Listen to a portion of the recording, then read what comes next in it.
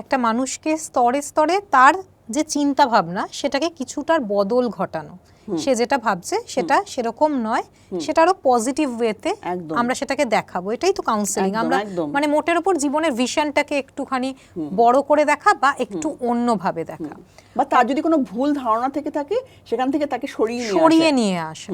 অনেক বাচ্চাদের মধ্যে দেখা যায় একটা ভয়, কিসের ভয় হতে পারে, একটা হচ্ছে ক্লাসে ফার্স্ট হতেই হবে, সেটার একটা ভয়।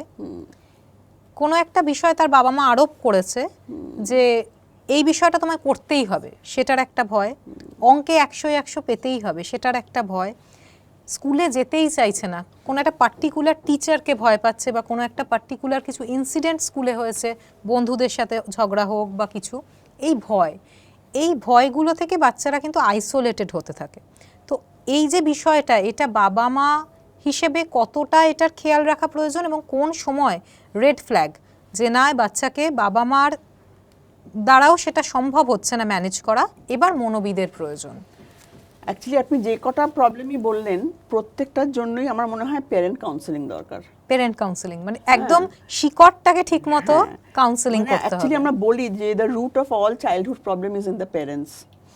তো প্যারেন্টসরা যদি বলে যে তোমাকে 100তে 100ই পেতে হবে বা ক্লাসে ফার্স্ট হতে হবে, তা না হলে you are not acceptable to the society বা in the family, in that case parents কাউন্সেলিংই দরকার।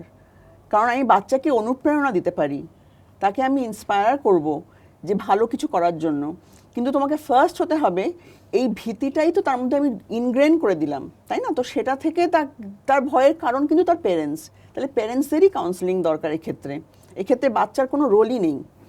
বাচ্চা হচ্ছে শিকার হয়ে গেল, ভিকটিম হয়ে গেল একদম of the parents unruly behaviour. এটা থেকে তাকে সরিয়ে আনতে হবে।